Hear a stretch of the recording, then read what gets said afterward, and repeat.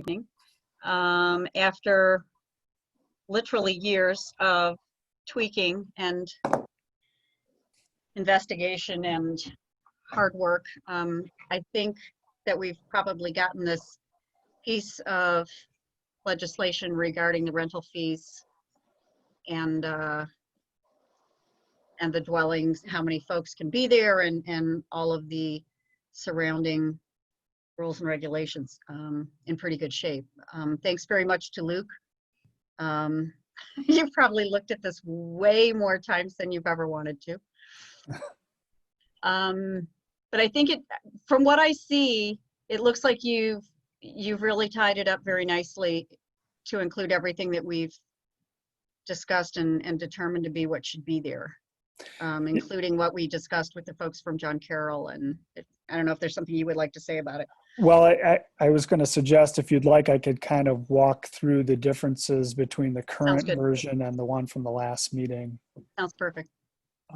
Starting up at the top, I added a couple of whereas clauses that indicate a desire to promote tranquility in U1 and U2 districts. I liked that. And then the next one is indicating that we've tied our rental registration fees to the costs of our program. Mm-hmm. I would suggest to council members, if there's any additional flowery language or other rationale that embodies their thought process and wanting to adopt this ordinance, that they want to have inserted into the language, that they articulate that to me, and we can add additional whereas clauses if any of you think that these don't fully articulate your reasons for wanting to adopt. I think you articulated very clearly the functional family equivalent. I don't think there's any gray area there now.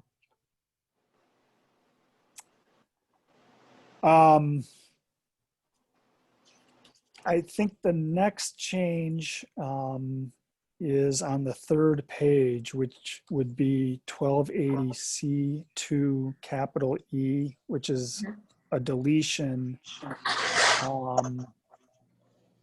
of language that relates to daycare center, fraternity house, sorority house, residential cooperative, commune, dormitory, rooming house, boarding house, and halfway out house occupancies being prohibited. And the conversation that we were having at the last committee meeting was a desire to take that out of this stage of the review and put it into the functional family equivalent definition section, so that we were indicating that a functional family equivalent did not include those uses.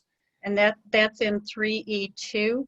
Correct. So then that's on the next page in E2A.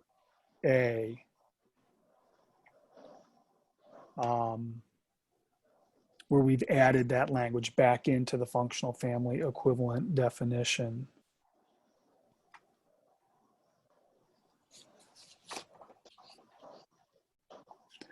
So just to go through the numbering again, in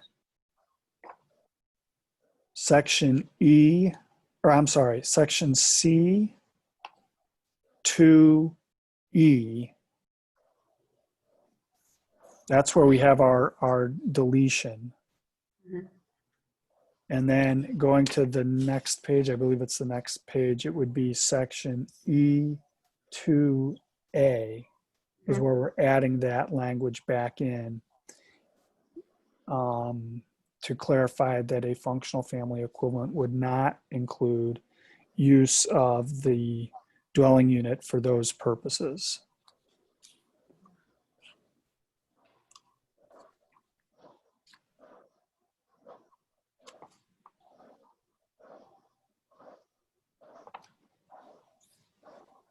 Does anyone have any questions about that?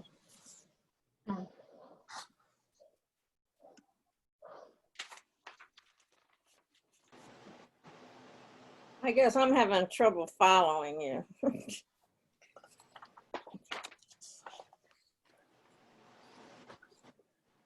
What is it you want him to clarify for you? Well, in C, section C, 2, which begins upon filing an application. Do you see where I am there?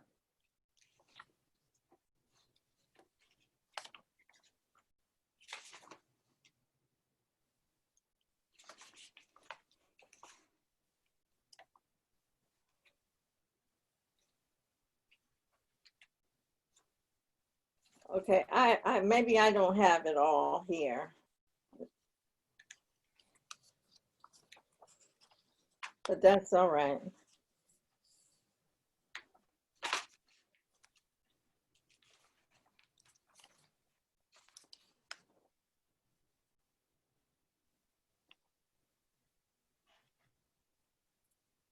I guess did everyone get the Yeah. most recent? I mean, it was part of the packet. Yeah, it took me a while to find it, Sandra.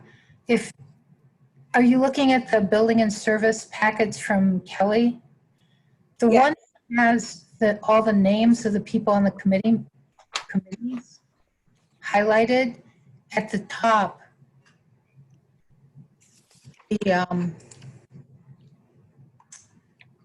Building and Housing Committee Zoom meeting agenda has the information after it, or at least that's what I found. Mm-hmm. Yeah. Are you seeing that? And it's Luke's red line version of the ordinance. I don't have a red line.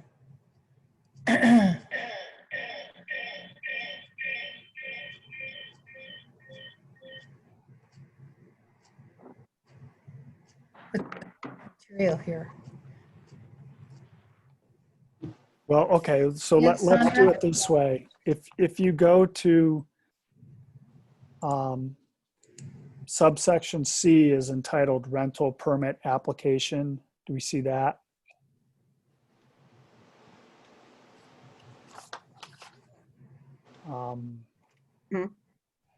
It's 1280.10C is entitled rental permit application.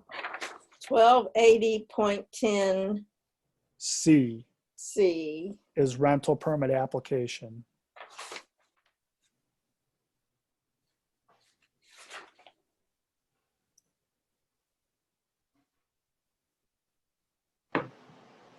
A, B.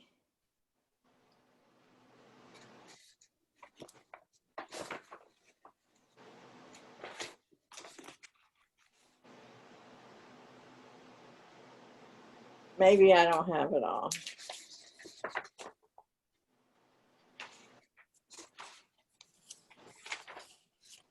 There are no page numbers, so it's hard to tell you to go to a certain page either, I'm afraid. Okay, that's okay. It's the second page of the ordinance when you print it. It's not Hey, Luke. numbered, you're correct. Luke, why don't you just share your screen and then everybody can see it, right? Can you do that? I don't, Okay. I'm, You can just go through the changes, Yeah. the couple changes that we made out loud. I think that would be the best thing. Oh, Justin sharing it. yeah, the problem is that there we go. The problem is that Look at I Justin. cannot access Zoom through my network. So I'm using my own PC and not my network. That's very frustrating. Believe me. Oh, you said rental permit application, Yes. right? Okay, and then what was under that you were Okay, talking about?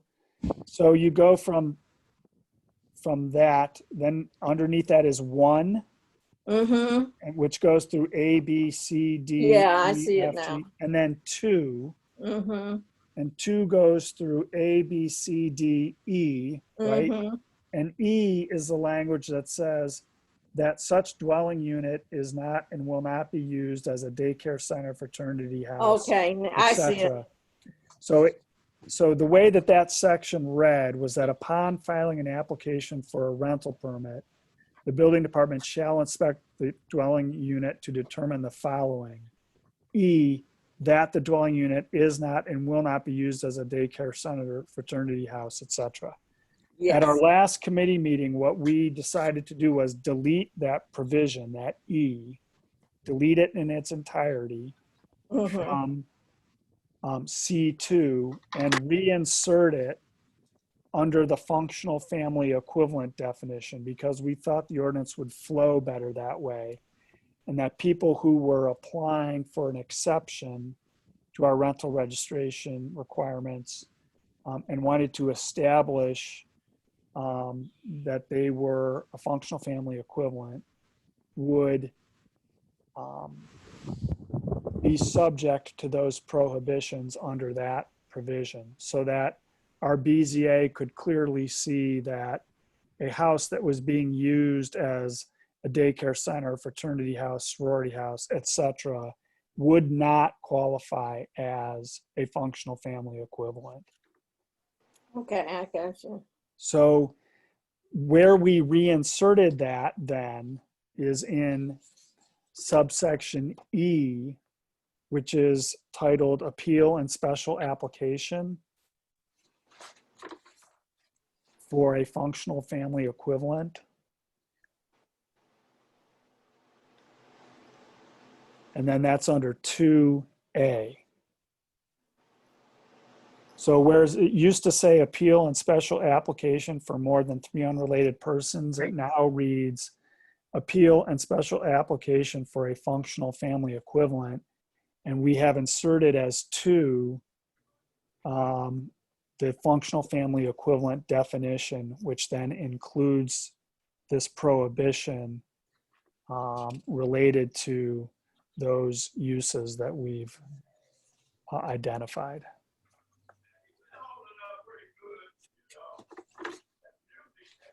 Okay. But this is all in a red line that I had provided so that you can see the cross out, you can see the insertion redlined.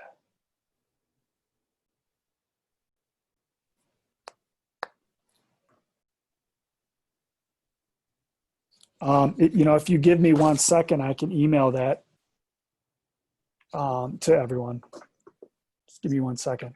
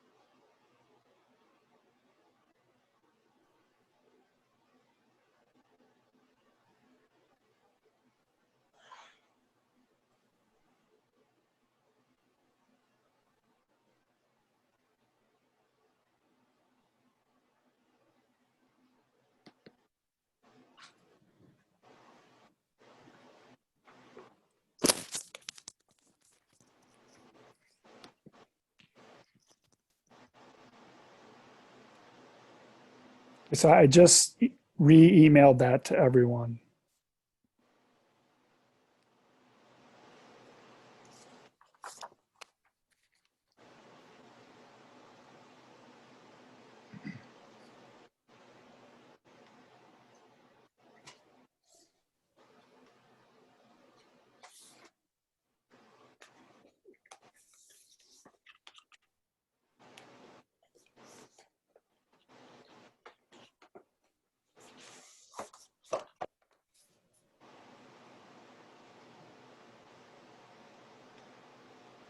There it is.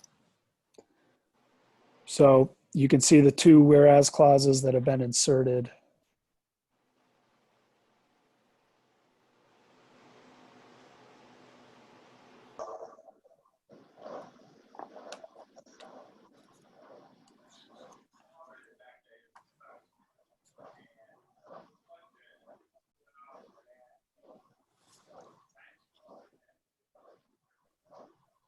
Lou, can you email that to me too? Sure.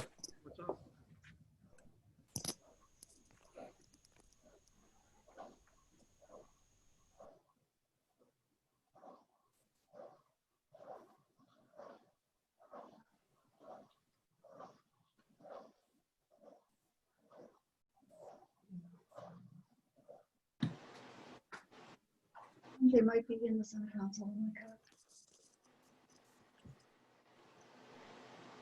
God.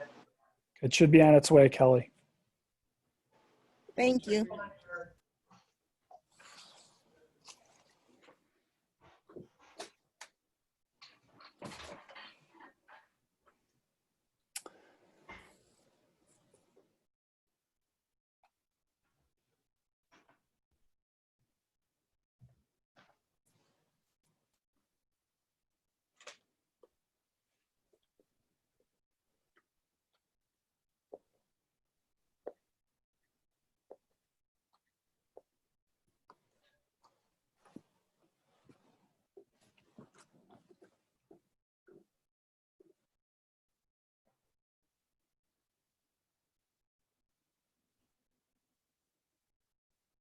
So are people able to see that now?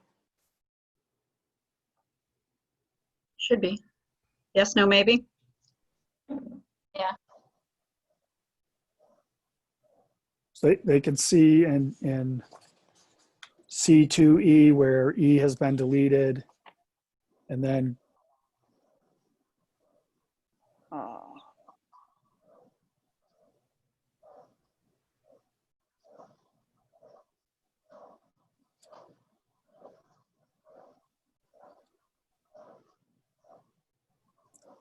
moving to the next page under E, E2 is really where we begin the definition for functional family equivalent.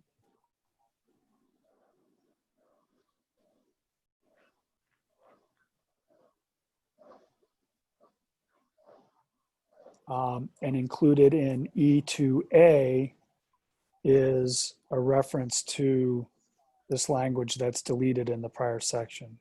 It says a group of unrelated individuals that utilizes a dwelling unit as a daycare center, fraternity house, sorority house, etc., shall not qualify as a functional family equivalent.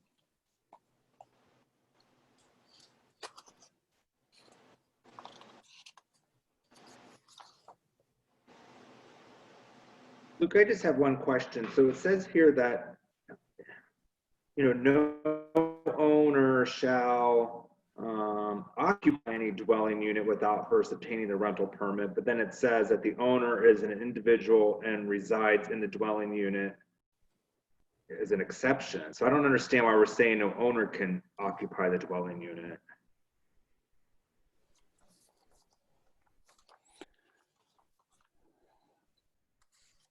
Wouldn't we just say no renter, tenant, or regular occupant? Yeah, where are you referencing? We're under permit required, number 1. It says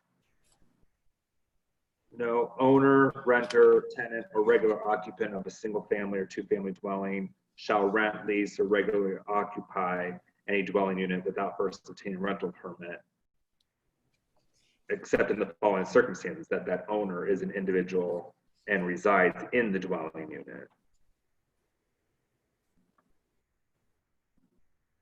Yeah, right there. I just don't understand why we have to have the word owner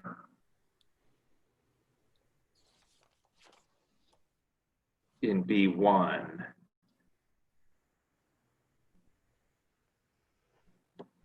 Meaning, can't an owner regularly occupy the dwelling unit without a permit?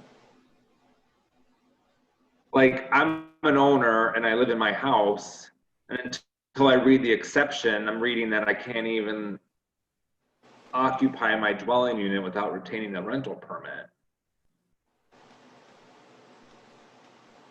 Well, but you're an owner. You're an owner who's an individual and resides in the dwelling. Isn't that qualified by A? Yeah, that qualifies as the exception, but why do we even need the word owner in the number 1? line?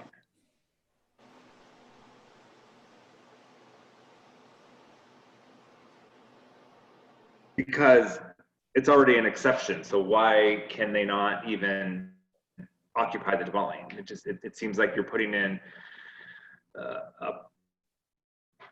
Well, but it says shall permanent and rent, lease, or occupy. Right? I mean, trying to say that the owner, I think what, as I read this language, my thought is that what was originally trying to be captured was subleases.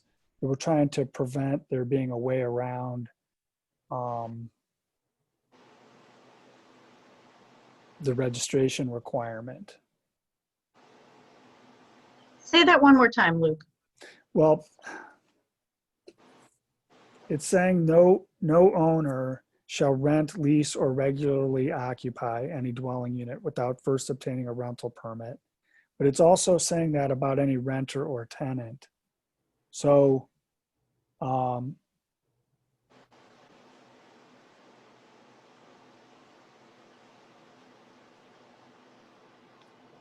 they're trying to capture, I think, subleases in there. You know, a tricky owner could say, okay, I'll form an LLC, I'll rent the property to myself, which is an exception, and then individually I'll sublease it to someone else. So Gotcha.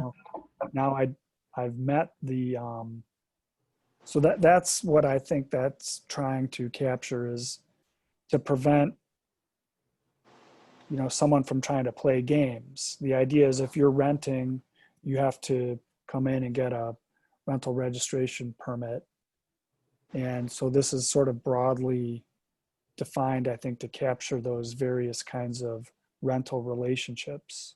And then what about with family equivalent is related by blood, marriage, or adoption to the owner of the dwelling unit? Well, what about somebody who's not married, but a significant other?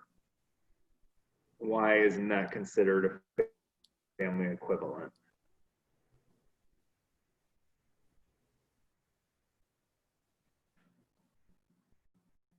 We talked about this and I thought we had wording for it.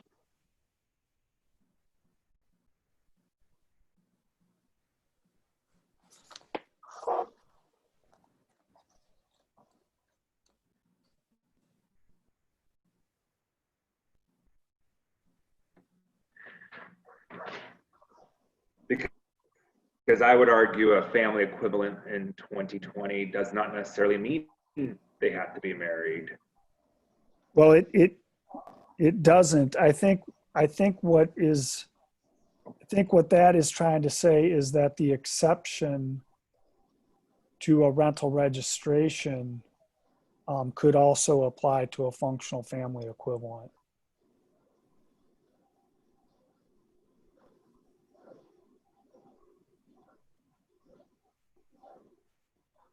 Oh, instead of the owner occupying the household, a family member is what you're saying. So if we go back to the concept of one of the exceptions that I think council over time has wanted to preserve, we've run into the situation where mom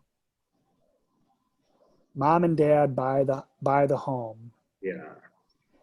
But they're buying it for their son and their daughter-in-law and their grandchild. And so son and daughter-in-law and grandchild move in, and those folks have always contended we shouldn't have to register as a rental because this really isn't a rental. We bought it for them. They don't pay us rent. We're letting them live there even though we own the home. And that situation is carved out as an exception to the rental registration. So those folks don't have to register. So the city provides for a non-traditional arrangement. Yes? Well, it provides an exception, Right. In that familial example to the rental registration requirement. And I think what we were trying to say was, well, if you could show that the party that you're having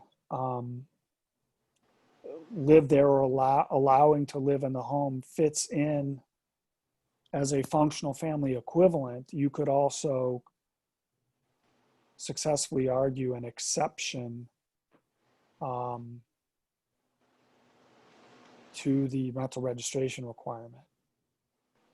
So that the functional family equivalent was sort of operating at two levels. One is it could be the basis for an exception to rental registration, or it could be the basis for granting a special use permit at the BZA level to allow for a rental. Where is the functional family equivalent defined? I see that now under that too. Under E2.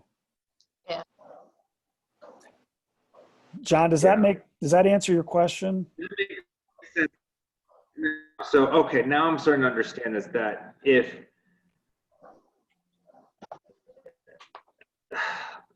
the owner of the household is not living in the home, but they choose to allow their significant other to live in the home without any monetary exchange, that significant other would be qualified as a functional family under E2, in that they're an unrelated individual living together and functioning together as a traditional family.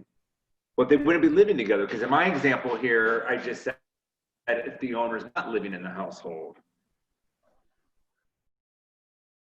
they choose to give it to their partner. Let's say they're away for work for whatever reason, they're going to be gone for a couple years, and their significant other is still living in the household. Under E2, you're saying that the functional family is the unrelated individuals groups living together and functioning together as a traditional family. I would say under my example, they would be functioning together as a traditional family, but not living together.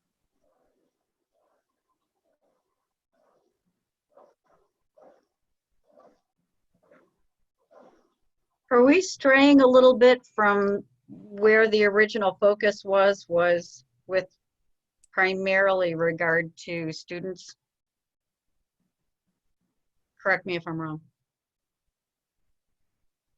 I'm I mean, trying these are some unusual scenarios that we're talking about. I mean, and they well could possibly happen, but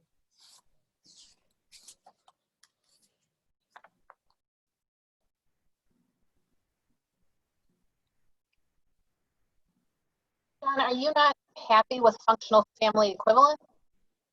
I just want to make sure that everyone is protected if they do not own their home. For example, in my situation, my partner owns the home, and I've lived here for a decade. And let's say he takes a job in New York, and he's going to be gone for, more than 6 months of the year. So he's not technically living here, and there's no money exchange for an arrangement for me to live here. Under this functional family equivalent, we're not protected because but you're not renting. Right. You're not renting, you're also not more than two unrelated. Yeah. I think what this is set up to do, and let's say that you and your partner adopted 3 children. You would be you would not have any issue because you're related by adoption, right? So you still have fewer than 3 unrelated. But let's say that years down the road, one of your children got married, mm-hmm. and they had a set of triplets. Okay? And now you have 5 people, and you are wanting them to live in your home that you own in University Heights. Mm-hmm. So someone might say in government, well, you, John Rock, are not related to 4 of those 5 people. Mm-hmm. Right? Right. So that is a rental.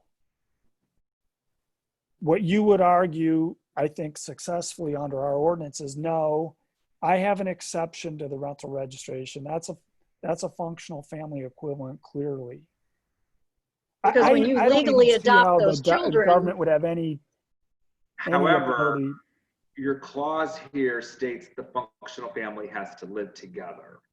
And in the instance where the owner is gone for a period of time, but those 3 children remain, then the owner is not occupying the household.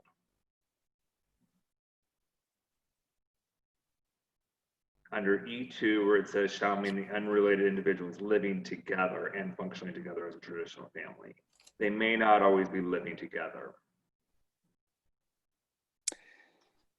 Yeah, but I guess that the issue is if you have,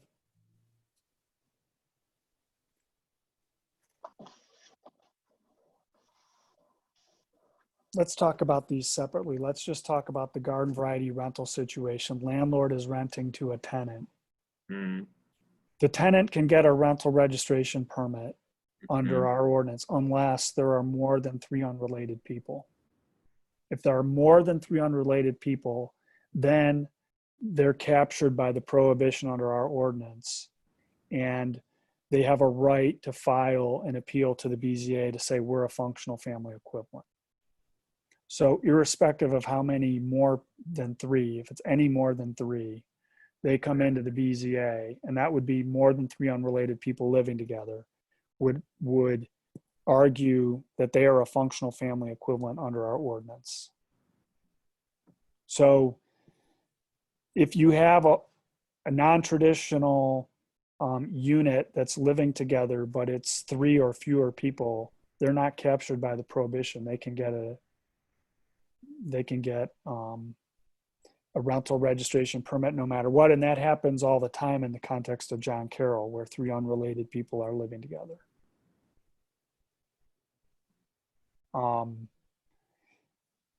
The other issue is whether, as a functional family equivalent, you can qualify for an exception altogether from the rental registration permit because your landlord is related to you. And so I think what we were trying to do is say that, yeah, you could. So I'm looking at this item B here, whether the group shares expenses for food, rent, or ownership costs, utilities, and other household expenses. If the owner who has a partner with the tenant, but the owner is out of the country, they're serving, or they're working in another state or locality, but their partner still occupies the home, but because they share household expenses and they are a functional family, functioning together as a traditional family, they're just not living together, does that qualify that they could live or still have this arrangement without a rental permit, without technically living together? I would think that since it wasn't a permanent arrangement, they're working temporarily, or they're serving overseas in the armed services temporarily, that it's not as though that person moved out and moved to the other part of the country and is never coming back. Right, and you can argue that at the BZA and have This is just a temporary being apart. Yeah, I don't know. I don't know that you need to argue that at the BZA. I would not interpret that as a rental arrangement. No. That's what I'm trying to argue. It's not a rental. I would agree with you on that. Yeah. Yeah. It's not a rental. But we're talking about rentals.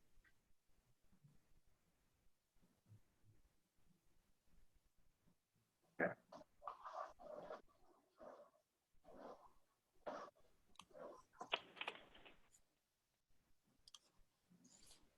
Because I mean, you know, if you think about it, the individual in your scenario who gets called overseas for whatever reason, military service, or because his company relocates him for a period of time overseas, or because he just wants to take a sabbatical and travel for a while. his permanent address is still that home. Right. Right, right. It's a But temporary, under temporary. 2A, it says individuals living together, and that's where I was concerned, because at the moment in time, they may not be, but the permanent address would indicate they are. Well, I guess, my thought is this. I think the intent behind this language was to try to accomplish two things at once. One was intended to maintain our limitation on fraternity house style living arrangements that create a lot of noise and disruption in the neighborhood on the one hand, while on the other hand, allowing an avenue for functional family equivalents that might be non-traditional in their makeup from having an easy route to obtaining a rental registration permit on the other. I don't think it was in any way intended to capture more living arrangements as being rentals. Perhaps what we could do under item B, permit required, number 1A, where it says the owner is an individual and resides in the dwelling unit. Perhaps we say something along the lines that the owner is an individual and permanent address or permanent residence is that residence in question. That they're not necessarily living there, but that's their permanent address. And then that would suffice, and then they don't have to meet the following criteria under B.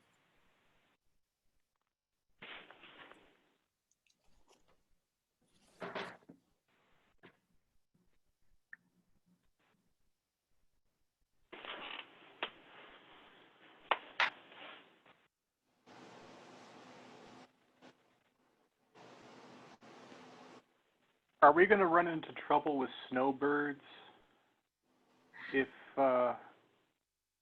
with permanent address type issues? I Not don't rent, do that. they own their house. Yeah. Right, but if we change it to what your permanent residence is. Right, because if you have a permanent address in, say, Florida, but you own your home and you're there 5 months of the year instead of 6 or 7. But those people know that because I'm just making an example. Florida, they also have those rules. So those people aren't making sure that they're coming back in the middle.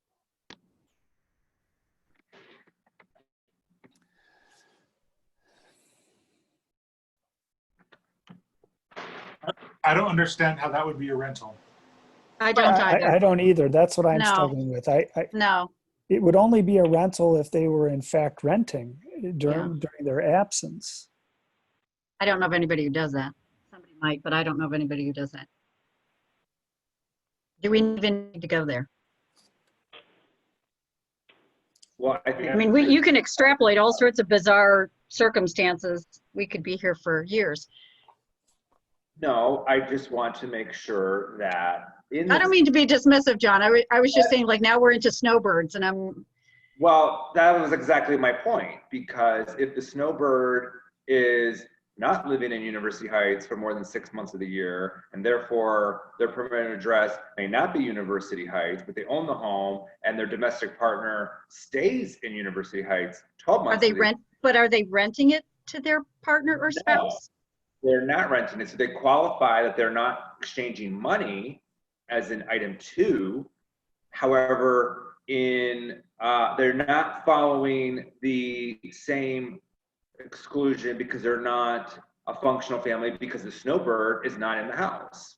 But they wouldn't be applying for a rental permit in any circumstance because they own their home and Exactly. like I wouldn't be applying for a rental permit. Exactly. But that was exactly what I was saying. And why is the owner in part B1? Because like Luke said, if they buy the home and then they, say now it's going to be owned by an LLC, there are other ways that they could get around it for renting the property. But in the case of a snowbird or you or I, we wouldn't be renting. If the snowbird is in Florida for 7 months of the year, they do not qualify as an exception under item A because the owner is not residing in the dwelling unit. So therefore, both criteria in item B have to be met.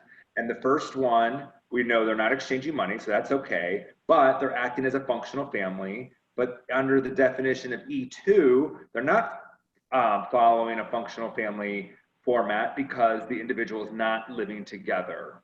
But this doesn't apply to them because there's no rental situation. But it involved. does because But they're not renting. I'm sorry, I'm missing it. That was my whole point, is why are we including the word owner in this permit requirement? I thought Luke explained that. In your example, how many unrelated family members are there inside of the I found a hole. How many unrelated family members are there inside of the Snowburn's home? It could be one. It could be one. It could be Well, it would one. have to be 4. It would have to be a minimum of 4. It doesn't apply to them. Yeah. But the owner of the household is not there. Right, but he doesn't have more than 3 unrelated parties involved in the residence. But they are unrelated because they're not married. But there have to be 4, John. You 4. can have, there can even be a throuple of snowbirds, but it has to be but it has to be 4 unrelated people before this applies. Yes. So, okay, so let's say there's 4 then. Oh. It's the domestic partner and their 3 kids. Whose kids? The domestic partner's 3 kids. Who's not Partners on, 3 are related to the domestic partner. There is 1 unrelated person in the home. The statute, the ordinance acts so that all persons who are related act as 1 person. And then the unrelated people start counting 2, 3, or 4. Correct, Luke? That's right. That's exactly right. And I mean, here's, okay, I don't mean to muddy the waters even further, but I'm going to. My inclination in terms of what the city sees as potential problems would be to eliminate A altogether in B1A and just leave B, because I can see the scenario in B1A where dad and mom buy a home, then they gift it to their son, who's a sophomore at Carroll. The son owns the home, and now he's an individual residing in the dwelling unit he owns, and he can have however many people he wants living there. No, but they, Because that's an exception. That's an not renting. exception to our rental registration requirement. so do that. Mm-hmm. So that your only exception then would be there's no consideration being exchanged, and the folks in the home are a family or a functional family equivalent relative to the owner. Right? Isn't that what we're saying?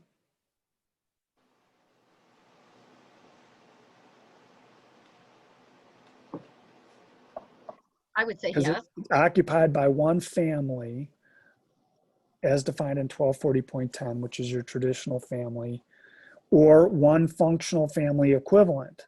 So we were trying to expand this, make it more welcoming, I think.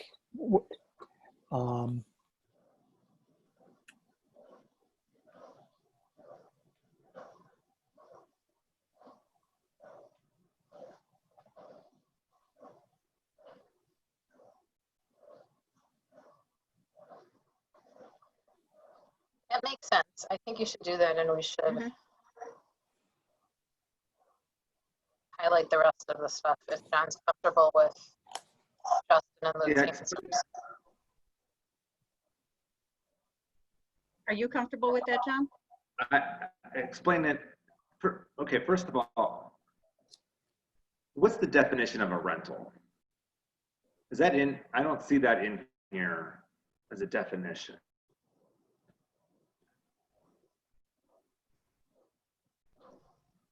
Because I think what you're saying is when you're making a case that they're not renting, it's not a rental, then what's the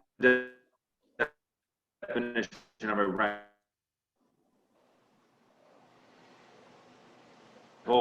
Where I saw red flag was why we included in rental that, no, I lost it.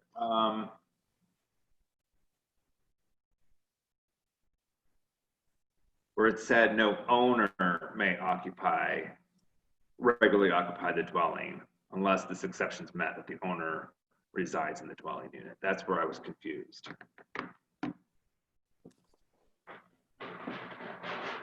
So explain to me, Luke, that what could you do that you're gonna fix that language? Well, what I was suggesting was that language has always, in my mind, created a potential loophole for the John Carroll situation I described, where the student ends up with the title and then can have as many people in the home as he or she wants. If we eliminated it altogether, then our only exception to the rental registration requirement, which I believe is covered by 1280.10b, where it says permit required. You're talking about the rental or lease of a dwelling unit. But I guess that begs the question, do we want to define that more specifically? But anyway, Do we need to? the only exception to the rental registration requirement would be then what we currently have under B, which is the two criteria being met. One, the dwelling unit is occupied by one family as defined in 1240.10 or one functional family equivalent. And the family or functional family equivalent is related by blood, marriage, or adoption to the owner. And two, no monetary or in-kind consideration is exchanged between the owner and subject family or Why functional can't in family one you equivalent. just say marriage or domestic partner and be done with that? And then that hole is fixed. I'm sorry, could you say that again? Because you were breaking. Under number one, but both criteria must be met. Number one, the dwelling unit is occupied by one family as defined in 1240.10 or functional family, yada, yada, yada. And then the family and functional equivalent is related by blood, marriage, or adoption. But why can't it say blood, marriage, domestic partnership, or adoption to the owner?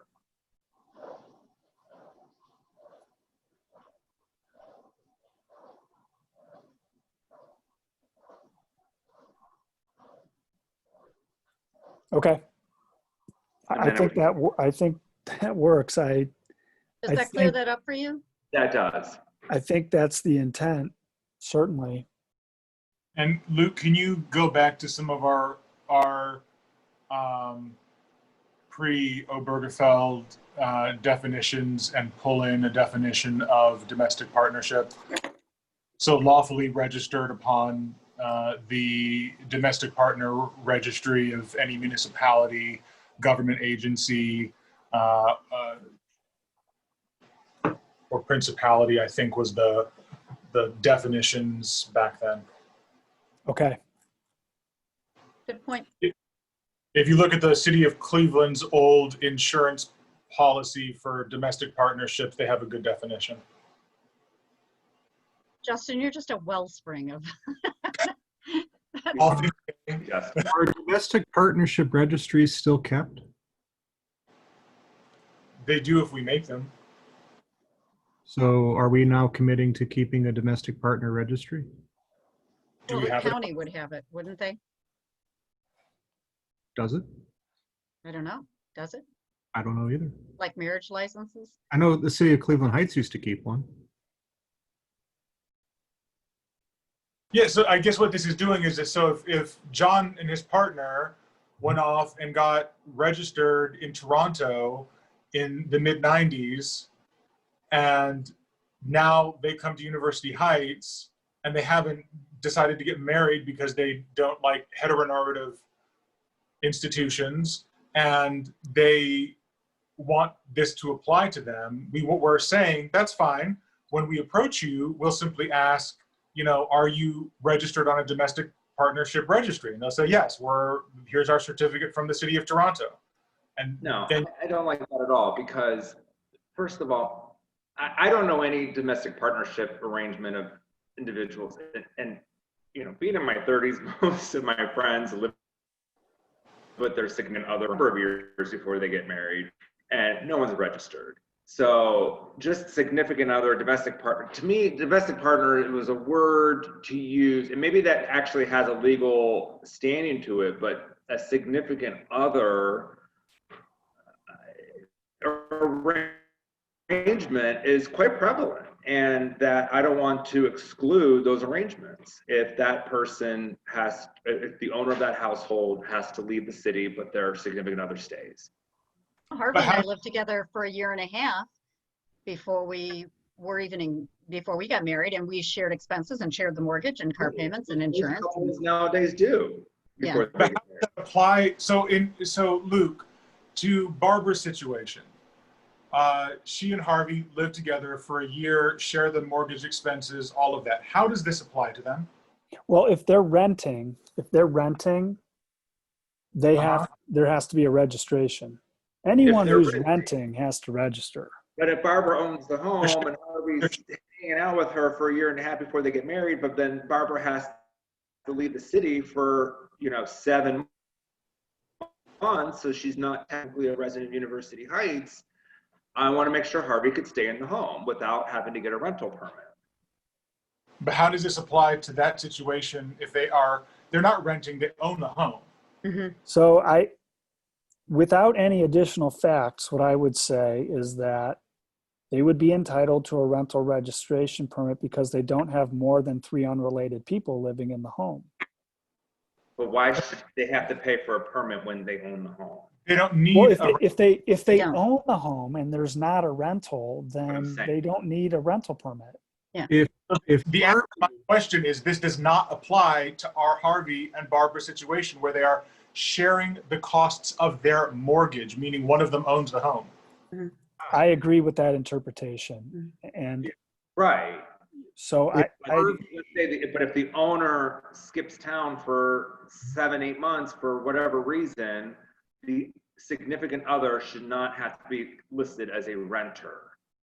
There still isn't a renter. There's no rental there. But in that situation, they fit very clearly under the two-pronged criteria scenario that we're describing, right? Mm-hmm. There's no consideration being exchanged, Right. and you're talking about a family as defined in 124010. Right. E2, except the family equivalent specifically says that the individuals are living together. And I just explained that they're not living together. But it's not, but I go back to what I was thinking in that it's not a permanent split. Exactly why we need to include significant other domestic partner to the exclusion under item 1 after the word marriage. What makes your relationship any different than a relationship of someone who's married, except that it's on paper? And so therefore the marriage or partnership should also be recognized, whether it be, so just include the word partnership after marriage in section B, 1B1. Right. I think we're in agreement on that. We are. Then good. But not, so I'm not actually in agreement with adding an undefined domestic partnership, because then you have college kids who are in a domestic partnership with their friend Sam that they met last month, and it degrades the quality of what we're talking about. So But if one of them owns the home, why should they have to have a rental permit? They don't. They don't. This doesn't apply to them. Okay.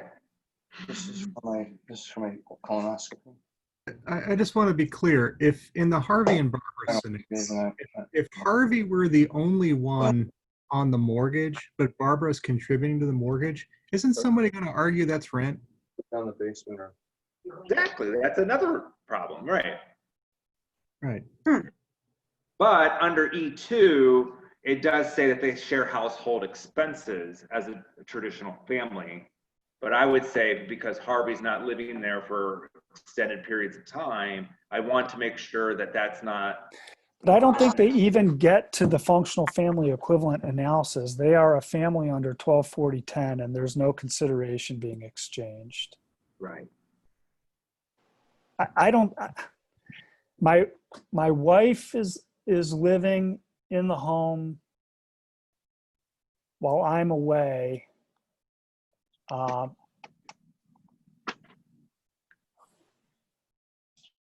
We're going to argue that monetary consideration is being exchanged because part of the family, a family member, is contributing to the payment of the mortgage. I feel like we've gone down quite a rabbit hole, and now it's 7 o'clock. So I think in the Harvey Barbara scenario, they weren't married yet. They're married now, Correct. but let's not forget Correct. they were married at that point. I mean, But they're partners. and the thing is I appreciate what Barbara's saying about rabbit holes, but that's those, you know, the downstream effects of our legislation is something we. Yeah.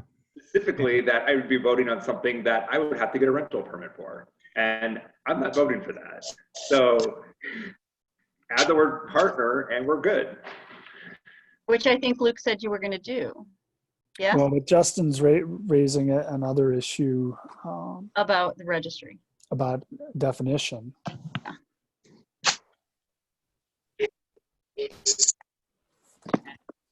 Well, folks, I hate to do this, but I think, well, I don't hate to do this. It's all fruitful discussion.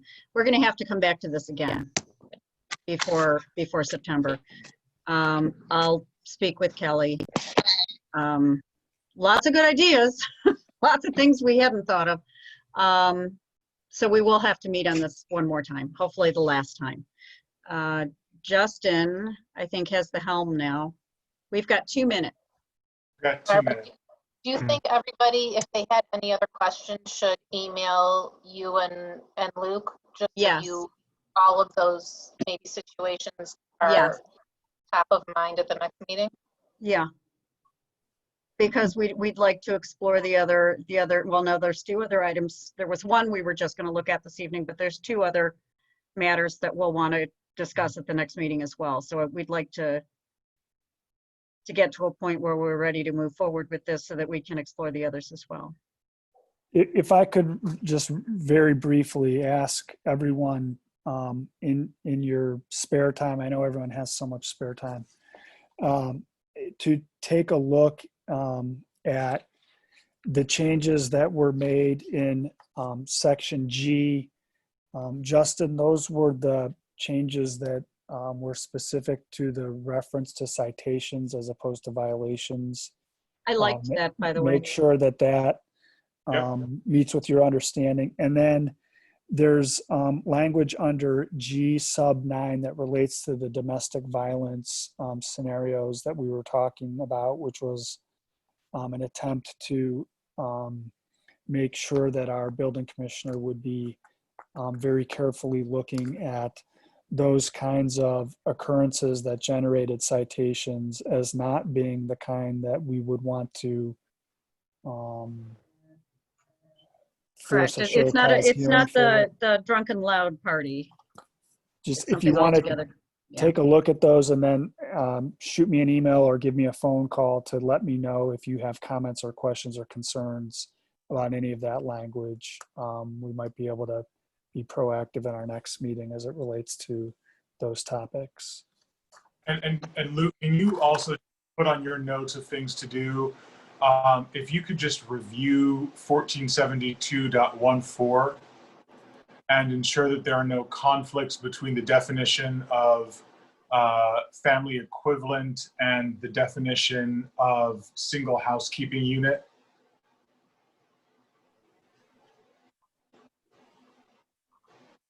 Okay. Thank you.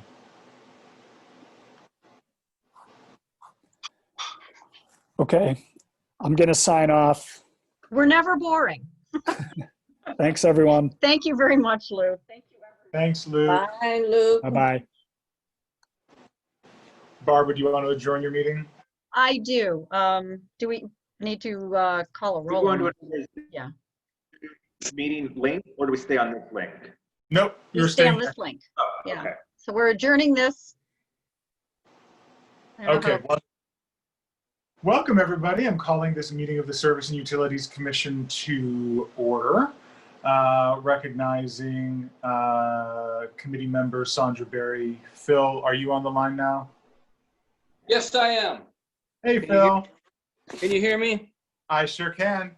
Okay. And our alternate, John. Also, the mayor is present. Councilwoman Pardee is present. Council or Vice Mayor Weiss is present. Councilwoman Blankfeld is present. Anybody else that I missed there on that roll call? I don't think so. And we are also joined by our service director, Jeff Pokorny. John, did I? Yeah, John, I said John's name. Okay, fantastic. So we received in July, mid-July, what was the date of memo? July 16th, I think it was sent out July 17th, 2020, a memo from the mayor, actually to the mayor and city council from Director Pokorny, that outlined the bidding process for the solid waste disposal services. So this is not a request to, or this bidding process does not change the method in which the city collects refuse from its residents, but rather is the tipping portion of this, what we do with the refuse once we've already collected it. And there is a per ton cost that is associated with both the garbage portion, the landfill portion, and then the recycled portion. And to summarize the history of things, and then I'll turn it over to Jeff to kind of go over the numbers as they were received. But historically, we've received $400 for our recycling for the year. It was a nominal amount, but at least it was something. Based on the bidding that we've received, it looks like over the next 2 years, that would cost us $55,000. And that's the total price. If we subtract the amount from the amount to landfill, that I believe it's a little bit less, $30,000 more actually, excuse me, than simply disposing of it. So it's a $30,000 difference between if we were to landfill that amount of recycling to if we were to send it through to a recycling service.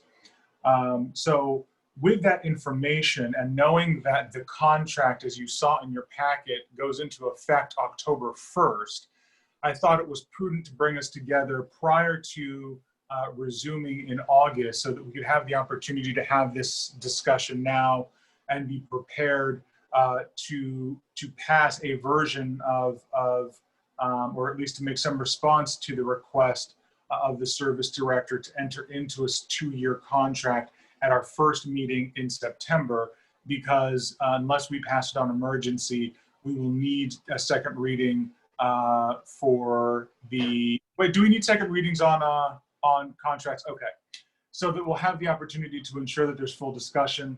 I wanted to bring us together. So Jeff, I believe that I summarized your request there, which was to enter into a 2-year contract for both the recycling and the landfill portion. If you could kind of summarize the bids that we got back, and if you could also summarize the process that was used, that would be helpful, I think. Mr. Pokorny? Certainly. Thank you, Councilman Gould. The process was that the Cuyahoga County Solid Waste District had bid our previous contract, which we entered into in 2015. So we've been in it for 5 years. In that particular bidding process, Republic Waste, which goes under BFI, was the low for solid waste disposal and transfer to the landfills. And Kimball was the low for recycling and processing of recycled materials. In the latest contract, they added a couple of caveats in looking at blue bag recycling separate from loose recycling. And they priced that out separately along with the solid waste disposal and transfer. So in that process, the blue bag recycling, because we're utilizing blue bags, ended up being an increased cost over doing it loose into a 65-gallon or 69-gallon container that they dump without any bags. That process gave the final bid a little higher price for blue bag recycling. Either way, the low bidder for recycling was Kimball. So if we're going to stick with our consortium, if we're not going to go out and bid it ourselves, then the consortium low bid for recycling, either blue bag or loose, was Kimball. For solid waste, the actual low bid for disposal of solid waste, in our case, was Republic, if you don't combine the two together. And as I indicated in the memo, some of the others are going with a combined Kimball and Kimball, and I'm recommending that we go with BFI and Kimball as we have done for the past 5 years. The reason for that is because our recycling numbers are low enough that the cost difference benefits us to go with BFI and Kimball. And I spelled that out in the last charts of that memo, showing you the differences between them. When you were discussing the cost of recycling, yes, there is an increase to the cost of recycling. Where we previously didn't pay anything, we're now looking at paying something like $23,000 the first year and $24,000 the second year. However, the overall cost, if we stick with our current program of BFI and Kimball, is $211,000, and our current projected cost for this year is $215,000. So overall, you're not looking at a cost increase. If we stick with the same amount of rubbish and recycling, you're actually looking at a slight reduction from what we'll probably pay this year.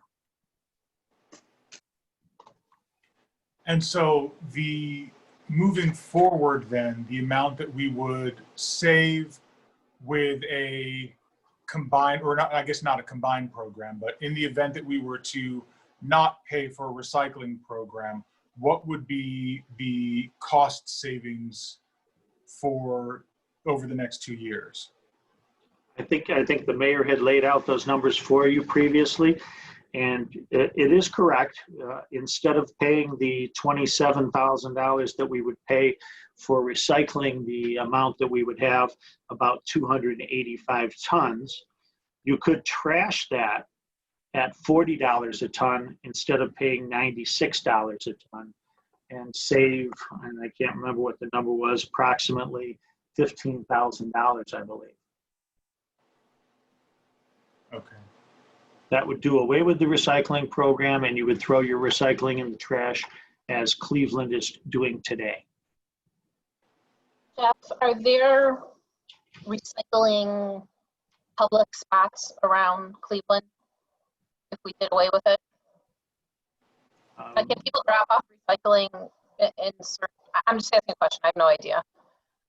No, not that I'm aware of that you can drop off in Cleveland. We recycle things in our own service yard today, but they're going into the same recycling stream as the blue bags collected at the houses. If people were to drop off the non-blue bags at the service center? Do we have capacity to transport those? Because I know the current method requires the blue bags to be put on the tree lawn or next to the trash, and then they're brought out and they accumulate together, and then they're picked up by the team. If that process was done away with entirely, would we be able to take advantage of a non-bag? Like, do we have a container there at City Hall, and could we transport them loose? No, not under the current contract. The way we are collecting recyclables is in the rear yard in a blue bag or on the curb in a blue bag. Those are collected and grouped together into piles where we collect them with a recycling truck. That recycling truck collects cardboard, piles of blue bags. It collects the bins that are loose in our yard, and it collects the loose cardboard in our large bin in our yard. So all of that material is mixed together into one rubbish truck, which is then transferred to Kimball. So it's a mix. I mean, so if I brought a box of cans to City Hall, there's no way for me to dump those loose into something? Yes, there is. We have blue bins there in the yard. You can dump them there loose. However, those bins are then emptied into the same truck that contains blue bags. Right, but in my example, the blue bag home pickup has been eliminated, and instead only loose items from the yard. So basically we're allowing citizens the opportunity to continue to recycle if they brought it up to City Hall.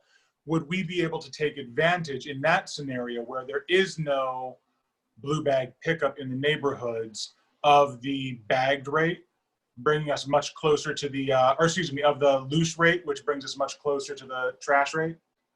You would, but that's not a convenient method. The majority of the recycling that shows up in our bins in the yard is bagged because people have to put it into their car, transport it up there, and then put it into our bins. If they were to bring it up in boxes and dump it into the bin, yes, your scenario may work. However, I wouldn't estimate that the majority of people would do it that way.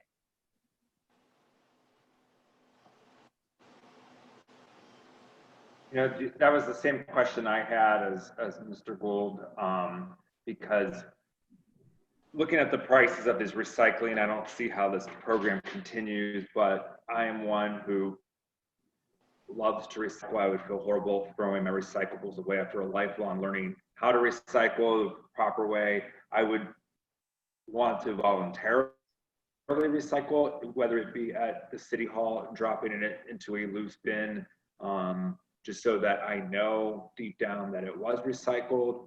But yeah, I would see that we would have to do it loose in that case. You would have to have some type of signage that says you have to cut open your bag and drop in the loose material. I think you should be able, I think you should give people the opportunity to make that choice. I think given the opportunity of not recycling or just recycling, bringing it in a different way, those who really want to will. You know how much I'm with you. I mean, I can't imagine not recycling. The thought of putting all of that into a landfill makes me crazy. Do we know how much that loose recycling would cost though, or just, I mean, or just would depend on how many people utilize that? Well, that loose material tonnage price is $69 in year one versus $96 for blue bag. So it's significantly cheaper. But it's still a cost. It's $26 more than just throwing it away per ton. I mean, but we have no way to estimate how many people would utilize that. That's the problem. Right. Well, we know what our tonnage is on recycling from the backyard. And so I guarantee people are just going to throw it away at this point, but there's going to be some people who choose to recycle. I would speculate that it's a small volume of recyclables that we'll see. Yeah, I don't think too many people would do it. Is there a minimum? Like, Jeff, what happens if do you have to reach a minimum?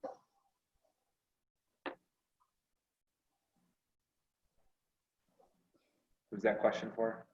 For Mr. Pokorny. What was that? Would there be a minimum if we had some type of mechanism where people could recycle loose at City Hall? Is there a minimum amount that they would accept, or they No. would accept? No, there would be no minimum. We could enter a contract with them that the materials we would provide to them would be loose only. And they will check our loads as we drop them off. If they're loose, we will not have an issue. If they are not loose, we will be facing possible fees for either bagged materials or too much material that is not recyclable. That's actually already in the contract as well. There are limits as to percentages of recyclable material which have to show up in our loads. Can that be per diem just for the recycle piece, or do we have to also sign a contract for that? No, the recycling is one contract separate from the solid waste, and they are going to monitor what we drop off as recycling at Kimball. And that would be done whether we entered a contract with Kimball for solid waste and Kimball for recycling, or whether we enter just a contract with Kimball for recycling. Either way, they will monitor the materials we drop off. But my question is, let's say we have our solid waste contract. Is there a way to have a per diem recycling as opposed to a contract?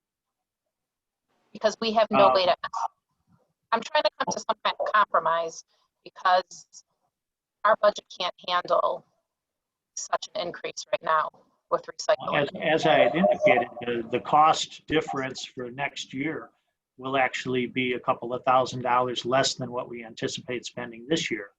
So there's really not a cost increase right now overall, because the bid cost for the solid waste is less than what we're currently paying. We're currently paying $41.90 a ton, and they're bidding $40 even or something. So overall, the total cost of waste disposal next year, if you go with my recommendation of these two contracts, will be less than this year. However, you are now paying, the savings that's in the solid waste contract is now paying for the recycling contract. Right, so, well, that's, I mean, we're not saving. Michelle, to answer your question, at current tonnage of 285, assuming arguendo that everybody, all 285 of those tons were schlepped to City Hall and opened from a bag, which all of us think is fairly unlikely, the cost difference between throwing those away and being loose is $7,278.90. So about $7,000 extra if all of those were brought to City Hall. And so if to give people the option of doing something like that, you know, having a local option to do that, I don't know how many people are going to take advantage of that, but let's say that you cut that in half, you know, a $3,500 cost. What was the total savings, Mr. Pokorny, for the rubbish alone without taking into account, so that the difference in the rate, how much was that going to save us in the next year? Approximately $4,500. Well, actually, no, it's the difference between 183,400 and 191,928. One moment. 183,400 and what? 191,928. So $8,528.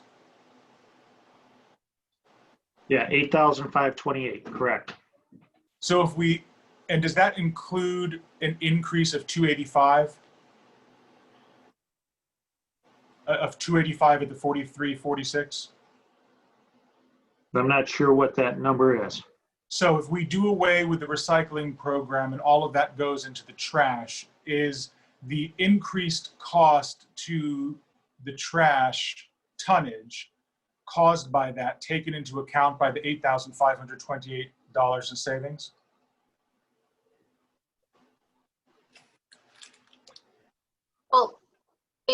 purposefully lowered the solid waste because they knew the recycling was going to increase to try to, I mean, in my mind, you're still paying $25,000 for recycling. It doesn't matter if they lower the solid waste. We're still paying $25,000 we didn't have to pay before. So a compromise, at least, you know, to our residents to see how it looks going forward, is to offer the loose recycling. I'm sorry, I was looking at, I said 4346. The low was, this for separate was BFI at 40, is that right? That is correct. Okay. So my question is, does your $8,528 in savings include the $11,400 that would be required to trash 285 additional formerly recycling tons? It does not. So it would still cost you $11,400, as you had indicated, to trash the recycling. So it's a net of like $12,000 in savings, or $13,000. Right. So basically, even if we eliminate the recycling program completely, we still spend an additional $2,800 approximately because of the increased 285 in trashed formerly recycled. Exactly. Exactly. You got it. Wait, so Mr. Picorni, what Justin just said then is if we completely get rid of the recycling program, it would only cost $3,000 more for that tonnage to go into the solid waste contract. Cost us $11,000 more for the recycling to go into the solid waste. However, the solid waste is dropping from our current price of $41.90 down to $40. So overall, even paying the $11,000 to throw the recycling into the garbage, you would still see a total cost savings over what we've done this year because we were paying $41.90 a ton this year. So the reduction in solid waste cost disposal is actually saving us money. I guess what I'm trying to figure out at the end of the day is, what does it cost to keep the program?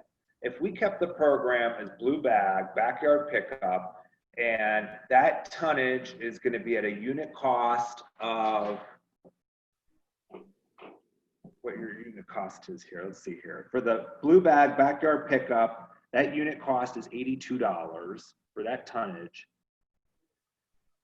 If we eliminate the program and they're throwing that same tonnage in the trash at $40, what is the net difference in that? $42 a ton. What does it cost? $42 a ton times how many tons of recyclables? That's the $11,000. Yeah. So the program, if we eliminate the program, we save $11,000. Exactly. And that doesn't seem like a lot of money to eliminate the program. Well, if you're saving $11,000, you're essentially saving $35,000. You're saving because you're not paying the $25,000 for the recycling. You have to net them. But that difference is $11,000. Right.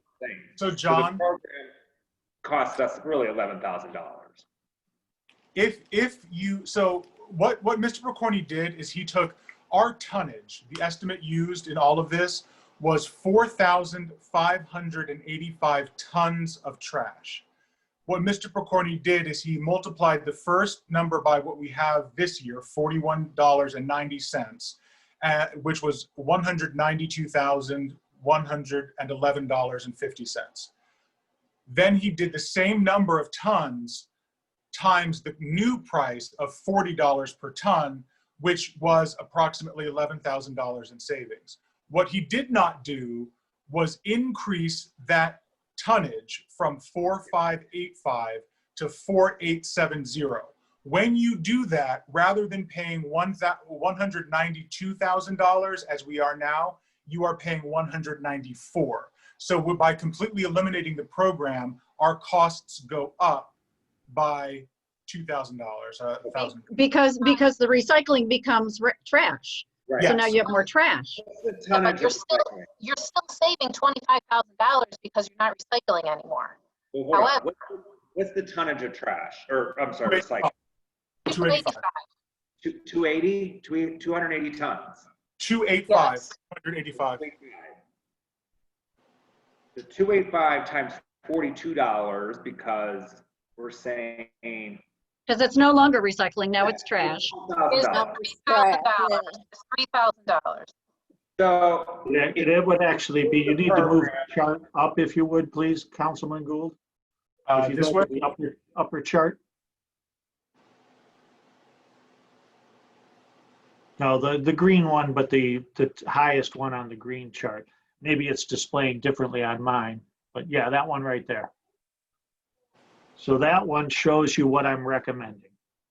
Shows you Republic at $40 a ton to dispose of solid waste, 4,585 tons of waste, and you've got $183,400 for doing that. What you're discussing is taking the 285,000 or 285 average tons of blue bag recycling and throwing it in the garbage to save the $96 a ton and pay $40 a ton instead. And that number is $11,400.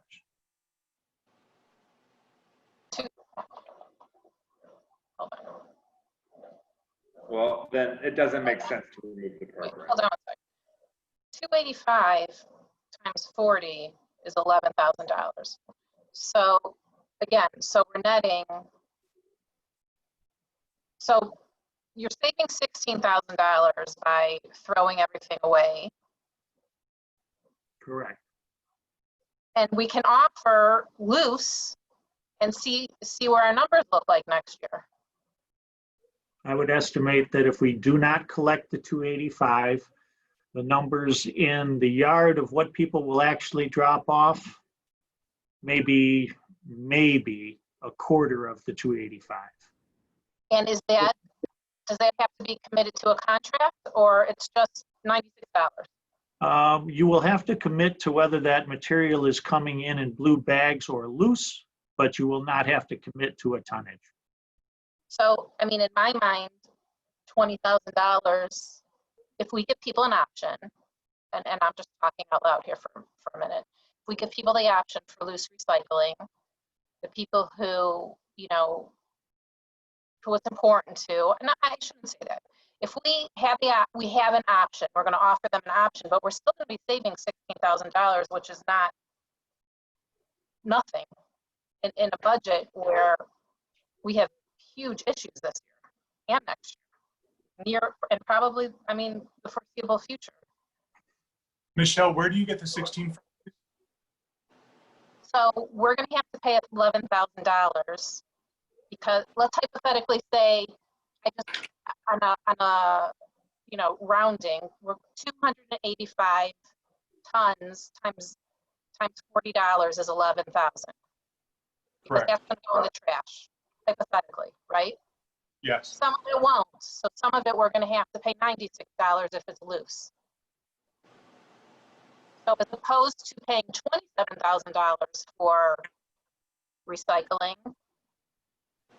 we're going to put at the most 11,000. It's not going to be, because some people are still going to recycle.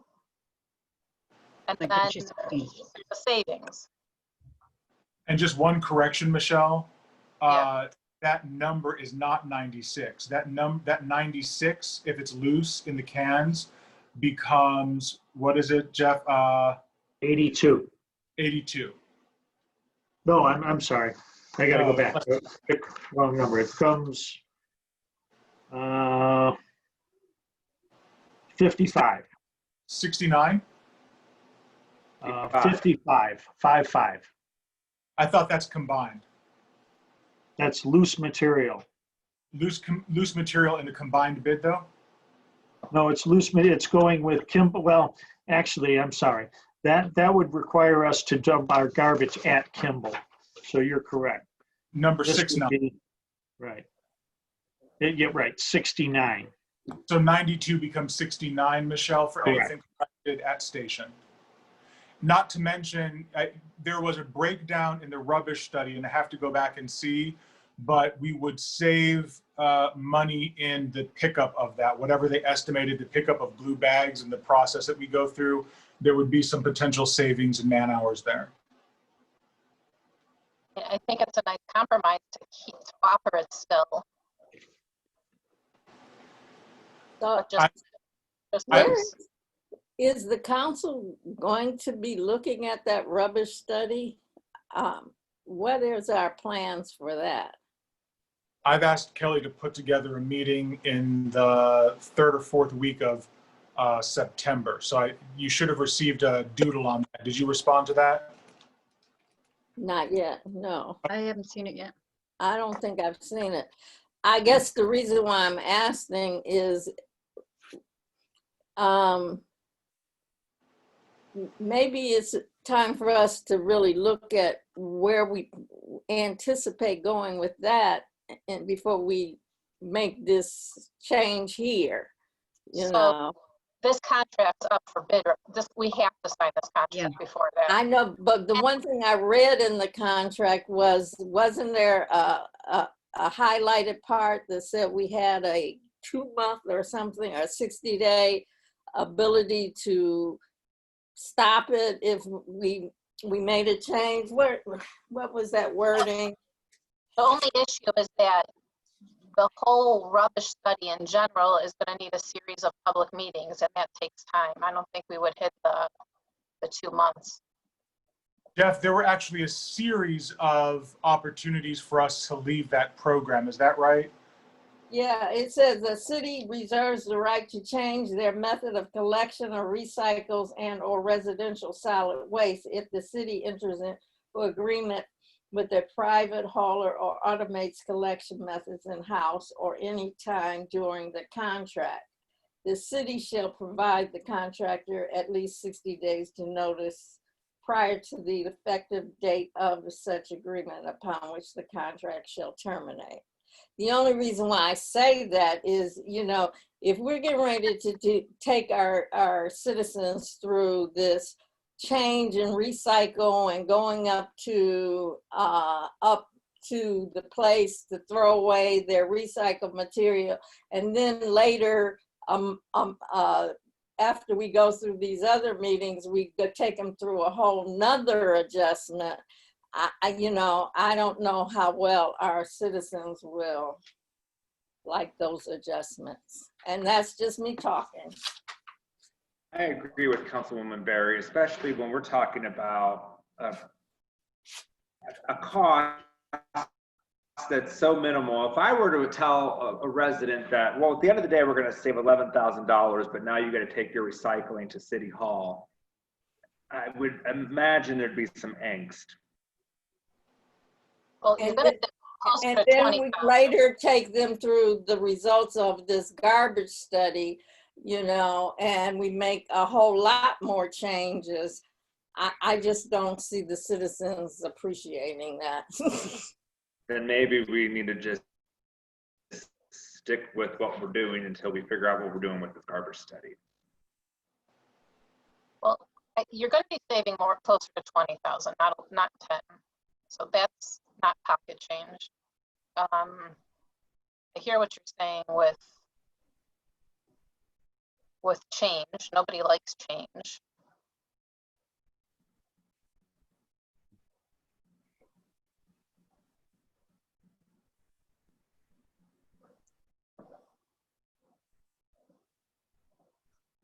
I mean, this is a change we weren't even expecting. It's a market condition that, you know, China's not taking our recycling.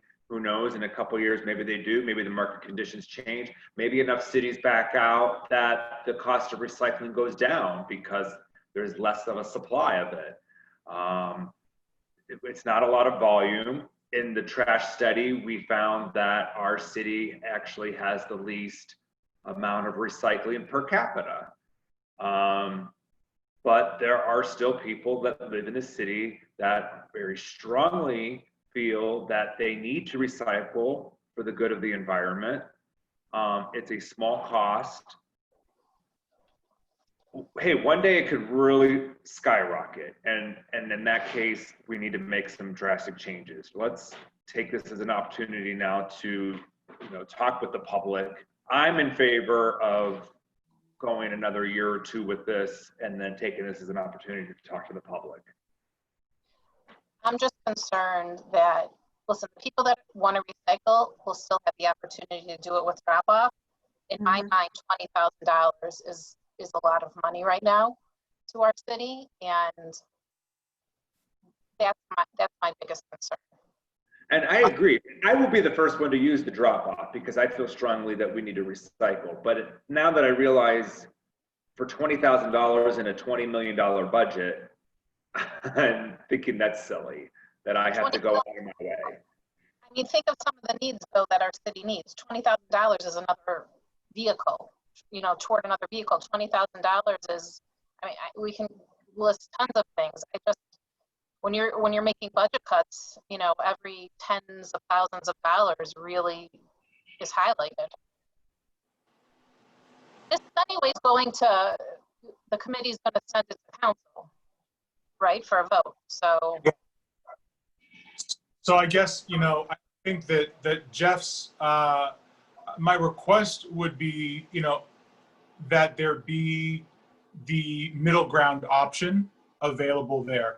So, there are basically three options. The first is to approve what Jeff says, which is what Councilman Rock supports, which is just continuing on with the higher rate and backyard blue plastic recycling. I think there's the middle ground option, which is not to follow the kind of end everything option that the city of Cleveland and the city of Richmond Heights have done, but to give those who feel strongly about recycling the opportunity to bring it up to City Hall. That way we would take advantage of the lower rate. Or three is to do away with the recycling program completely. And I initially was in favor of the third option, doing away with the recycling program completely. Looking at the budget, I just don't see how we continue. I think it's fiscally irresponsible. I think with the things that we need to do and the conversations we need to continue to have around this and other issues, I just think that it's irresponsible. But I think knowing that there could be an option, and I think it was Councilwoman Blankfeld who shared her experience going down to the recycling center and seeing the problem that those blue bags cost. It's no wonder having to stop the machines, go down to the sockets and undoing them of the blue bags that have been twisted in them is expensive. And then to Councilwoman Berry's point, I think this behind the, in the yard pickup of loose materials is actually a good first step if changes are made to our backyard pickup. I don't support those changes. I'll say that now again. But in the event that we chose to do recycling with those blue bins that are wheeled to the curb, those must be loose. And so this would be a first step in having people trained to take their blue bags off of the recyclables before they bring them or before they drop them off or while they're dropping them off. That blue bags aren't recyclable, they're actually trash. And so I think that could be seen as a first step to that new way of doing things, so that if we were to do blue bins later on, we would not have those people putting blue bags into blue bins, which would defeat the purpose. Great summary, Justin. So I guess my request would be, it sounds like Mr. Pokorny, you would still like to have that as the option. I'm disinclined to vote for that at council, and I'd request that there be two options placed before council, the middle ground option and then your proposal, so that the view that we would just continue with things as the way they are at the higher rate, which is what you've asked for, would be considered by council as a whole. And then the middle ground option where recycling could continue in University Heights at the yard, but in loose form for still savings to the city would be on the agenda as well for the first meeting in September. And so I guess we can either communicate that to Luke or to Kelly. But my request would be that if we're going to proceed with, if your request is still that both of those things, I think it's important that the service director's request be on the agenda as you've requested it. But I'd also like to see that middle ground option, which I'm inclined to vote for, rather than having to like edit your option live at the event as a modification. I would think that could be done. We'll put together a contract with Kimball for loose. Obviously, they will want to see that any material we bring them is loose. And that would mean that only the loose material from the bin for cardboard and anything loose not in bags would go into that recycle truck. And then we would deliver it to Kimball as we do today and pay the lower rate. So the contract could be written that way. Wonderful.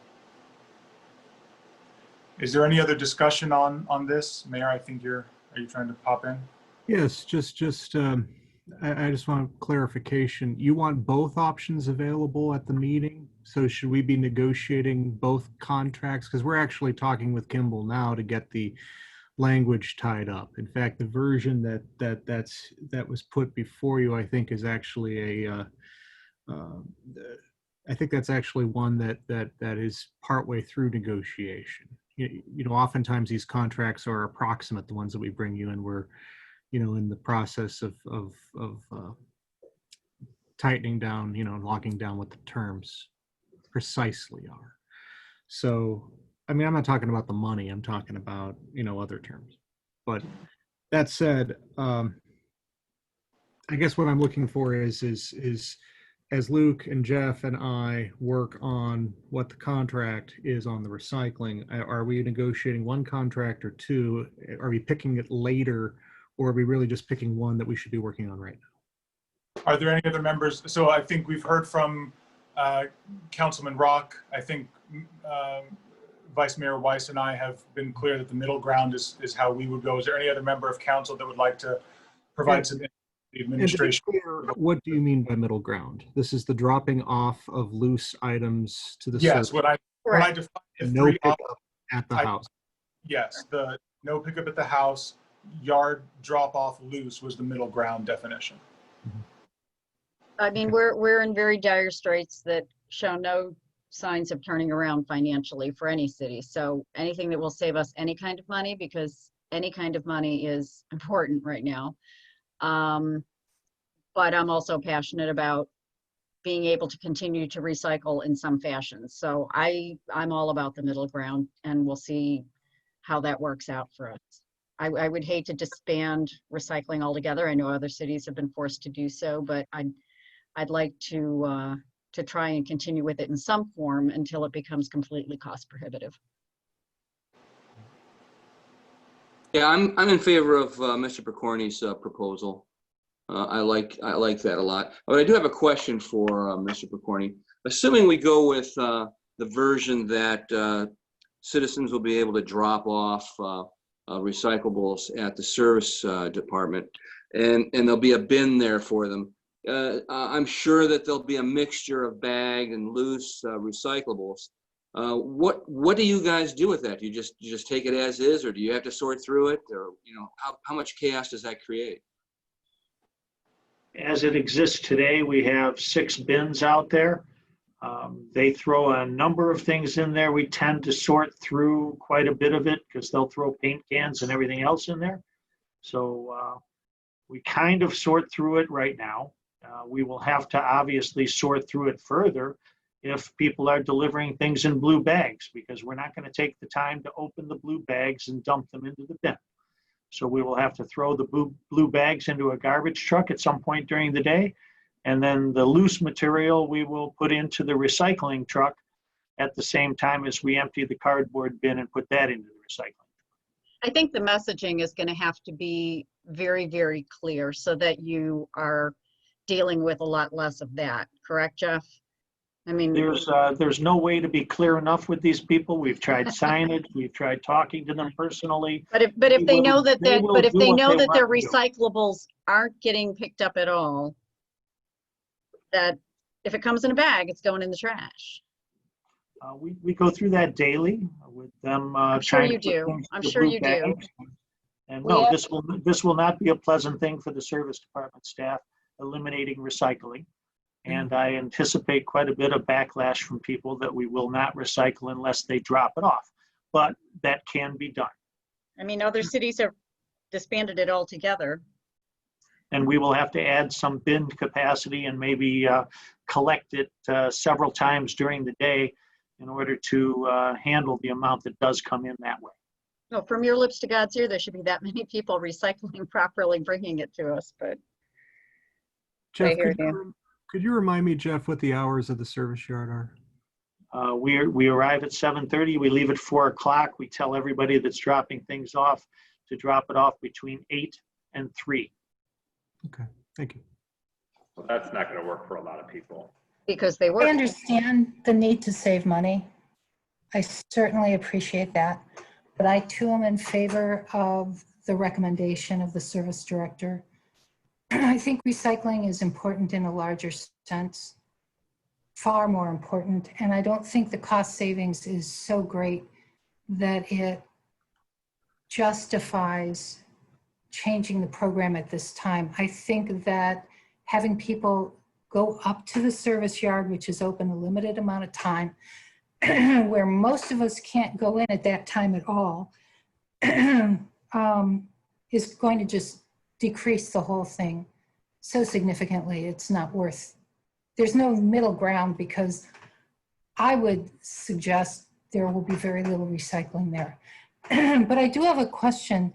Jeff, did I hear you say that they are going to monitor the recycling so that if a certain amount of improper recycling sneaks through, will be penalized? Did I hear that accurately? Yes, you did. There are terms in the contract. I believe the number is 25% of recycling material.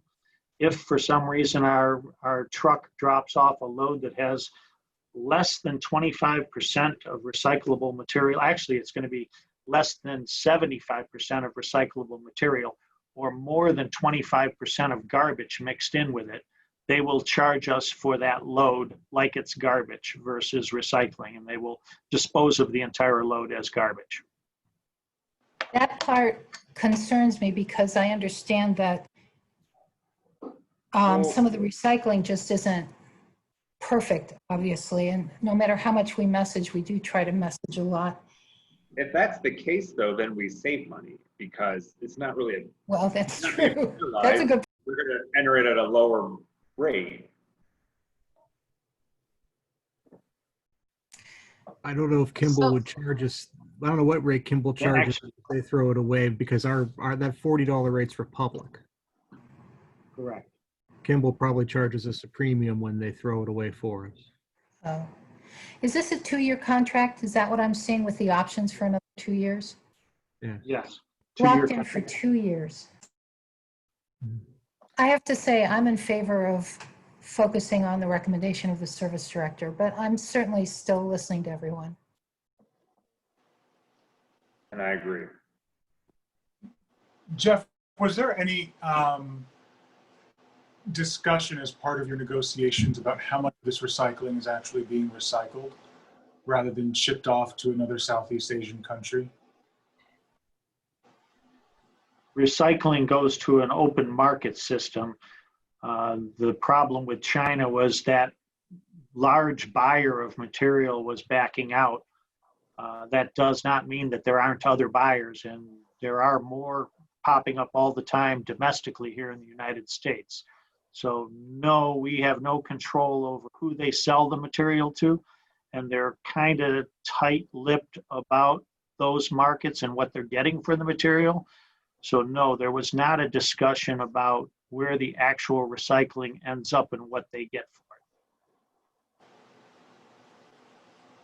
is there a guarantee that at least it's, for, you know, to the point of the environmental point, is there a guarantee at least that it is being recycled rather than dumped elsewhere? Yes, by our contract, it's required that they recycle it. And the process itself kind of guarantees that, because when we dump our truck off at the recycling center, the materials recovery facility, it goes from that floor directly up a conveyor belt and through the recycling process. If you were to dump it in another location, such as the EFI transfer station, then it goes directly into semi trucks, which go to the landfill. So anything we dump in that transfer station should get processed through the materials recycling facility. Now, they do keep track of, as we discussed, how much garbage is going through there as well, and they could reject the load. But in general, all of it goes through the recycling facility. And if you're, I guess, to help you kind of focus, Mayor, your administrative efforts on negotiation, if you present the contract as suggested in September and the majority of council doesn't vote for that at the first meeting, can you renegotiate that contract in time for the second meeting? Potentially. I mean, I think the bid will still be good.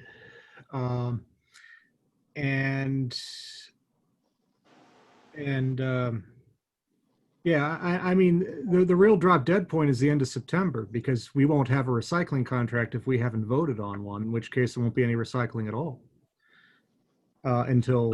Rubbish either. Aren't we voting on both? I don't know. Are we? I mean, the contract, doesn't this, I'm sorry, does this contract, I'm seeing these rates for the tipping fee. Is that contract not up at the end of September too? No, there's that one as well, but I don't think that one's controversial. I mean, we're paying $41.90 a ton right now, and we're going to go down to 40, and that's good. It's good that we're actually going to get a better rate than what we've been paying, which is one of the things Mr. Picorni brought up, that which ameliorates in part what the cost of the recycling is going to be, especially when you consider the how much more in tons we landfill versus actually recycle. But that said, I mean, we're going to have the contract for that. I think the real question here is how we want to handle the recycling. Okay. And, you know, I think you all know I support the service director's proposal as well. I know it costs, you know, I have heartburn over the idea that we got to spend money like that to recycle, but I also think it's going to be highly disruptive to tell 4,000 plus households that if you want to recycle, you need to come down to the service yard between 9 and 3 and drop it off. That looks like, I don't think there'll be very much recycling that happens. And I think the people that are here are going to get the brunt of it. I have a question. Barbara, yes. So Beechwood has curbside recycling, but they also have large bins, large like dumpsters at City Hall that people, I mean, we used to live there, that, you know, you have a bunch of Amazon boxes or whatever, or you have, you know, whatever, you have a large amount of something, and you can just, you know, run up there and drop it there as well. So ours are locked away in the service yard, but is there no way that they could sit in the parking lot where the service department folks park outside of the vault, at that end of the vault, so that people would have access to them at other times? Yeah, that's been a problem with the EPA has told us that, but I think Jeff can go into that for them. Mr. Beechwood still continues to do that, so I'm just wondering, I'm asking a question, because it's very convenient. Yeah, maybe, I think Mr. Picorni could probably fill us in. Our location is convenient as well. However, it's extremely messy. I would not suggest that you put this in any public parking lot. We have to clean this up multiple times in a day because of the way people drop things off. I would not suggest that we have that mess over at the community park parking lot or even at City Hall parking lot. They can drive a few extra feet into the service department yard and put it there. I just meant because if the service department yard is locked and they only had access, you know, during the time that they're actually away at work. We can block it I in was a way looking for that an they alternate. could have access to the recycling part of it. That'd be But- great.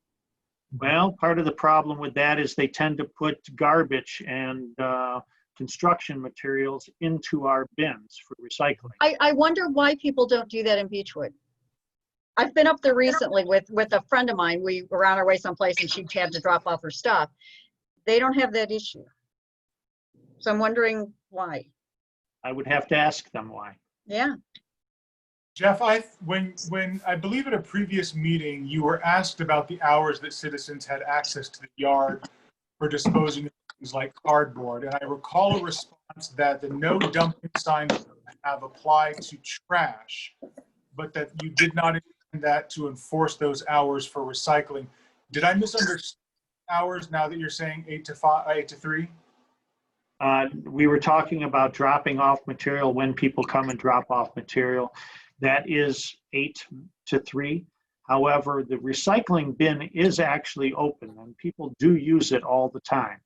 Like I said, we get our fair amount of garbage being put in it. We pull it out every morning, but they are free to put cardboard in their off hours, and they do. So And what's, would they also be free to do that for the cans and the rest of the recycling? We could arrange the cans in a way that, yes, they could do that. However, I'm anticipating it to be a rather messy process. So to Councilwoman Pardis and I think Councilman Rock's concern that the middle ground option would be completely, because people aren't home between 8 and 3, there is a workable option to allow people access to that, like they have been accessing the big box for cardboard after those hours. Could be done, but it's going to be a problem for the service department and its staff. well, we have, in all truth, You wouldn't be able to be charged with the loose recycles because there's going to be bags in there. I mean, it's just going to happen. well, listen, we have to, the recommendation from the committee is going to be 2 options that will go to council, and we can discuss it further, but now we know at least that right now there is an option. We don't 100% know that people aren't going to abide by that, and we can make iterations as we go along if that becomes, but it sounds to me that this committee's recommendations are going to be, we're going to have 2 things presented to us at the council meeting.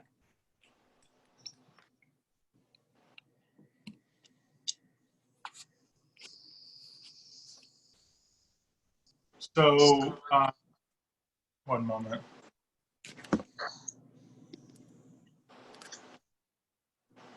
So I guess I'll take a vote of Councilwoman Berry, or I'll make a motion to advance from committee 2 options for the recycling, or to advance from committee the option, lowest option for refuse recycling, excuse me, landfill, trash, and the 2 options for recycling to council as a whole.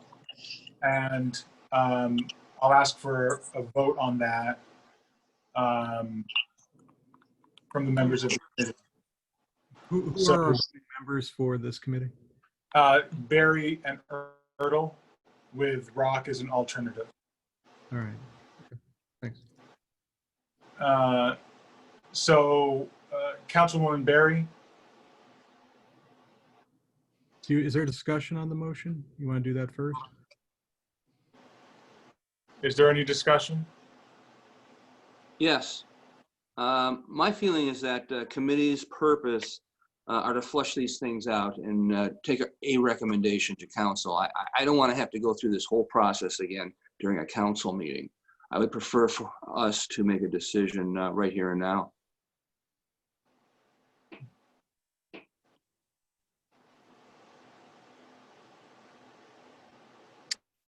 Well, I definitely understand what you're saying, Phil.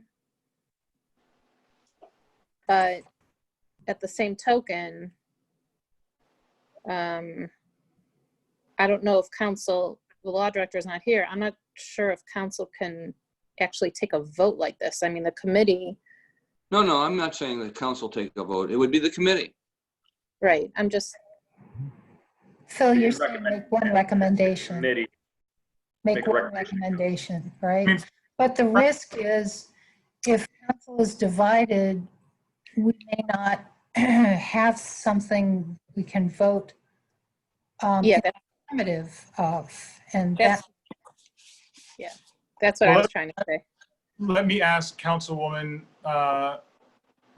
Pardee, does the additional information of there being a solution to having hours, and people been doing that already with other materials, does the option for citizens to drop off recyclables at hours beyond 8 and 3 make any difference to your position?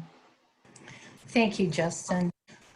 It actually doesn't. I find it an inconvenience that we can't get in and drop things off because the yard is closed. But I actually don't think some people will. You all are right. Some people will take their recycling to City Hall, but I think probably a majority will not. So it actually would not make that difference. That's my thought right now. And again, I'm still listening. Can I ask again, is this Mr. Percorny's proposal, it would cost us $11,000 to recycle the way we've been recycling, to continue that? Is that right? It would cost $25,000. There would be so I guess there's a lot of different factors. I mean, it would cost about $25,000 to recycle right now. However, the potential of the 285 tons would go back into the regular solid waste, which will cost about another $3,000. So then you have the issue of loose pickup, which could potentially cost $7,000. We don't know because there's a potential of less people dropping off, which is a more of a probability than not. So, but Michelle, I think Phil's question was, how much does Mr. Percorny's option cost? And the answer is $25,000. Yes, it's $25,000 for recycling. And the savings from the other type of rubbish, how much are we saving there? The solid waste? Well, that went down in general. So there's a savings there in general for next year. Yeah. So, I mean, if you combine the whole concept of removal of stuff, what do we net out at between them? Approximately 15,000. Yes. Okay. You know, to me, I think recycling is important, and I'm willing to pay that price. I don't think that's a lot of for recycling, and I think that there's going to be a lot of backlash. I totally agree. And I don't think we need to take our citizens through that backlash. So I think then that the recommendation from the committee should be to send Jeff's option forward. I disagree with it, but I think that that's hearing what the members of the committee who are present saying. That's what the committee is requesting. And so I guess then, Mayor, if you're just voting or if you're just focusing on Jeff's issue, then council as a whole will vote as it does when that's presented to them. But the recommendation of the committee is to bring forward Jeff's motion requested. Well, yeah, I mean, I know you, Justin, you made a motion. I don't think anybody actually seconded it, which I kind of went over my head. There's actually no provision in the charter or in council. It's just kind of always been what we do, but there's no requirement for it to get on the agenda that there be a recommendation from the committee. So no, not necessarily, but if the committee is making a formal recommendation, I mean, we often do. I mean, I thought we voted on these things. Yeah. I mean, how do we know to advance it from the committee if the committee doesn't vote? You know, there really isn't anything in writing about this, but the mayor is right, Justin. We just have kind of a history of the process of committee members who are at the meeting, if there is a recommendation, voting to move forward. That's more or less our history. And I mean, perhaps Phil or Sandra would make a motion since they both spoke in favor of the recommendation. Director. Sure, I'd make a motion to present to council the proposals that Mr. Picorni has put together for us. I second it. And all those in favor? Aye. Aye. On all opposed, nay. So that will be the recommendation of the committee. Correct. Anything? No, I guess there is no other business before we. I'll adjourn the meeting. Thanks all. Thank you, everyone. Have a good night. Good night. Tough Thank issue. you. Night, everyone.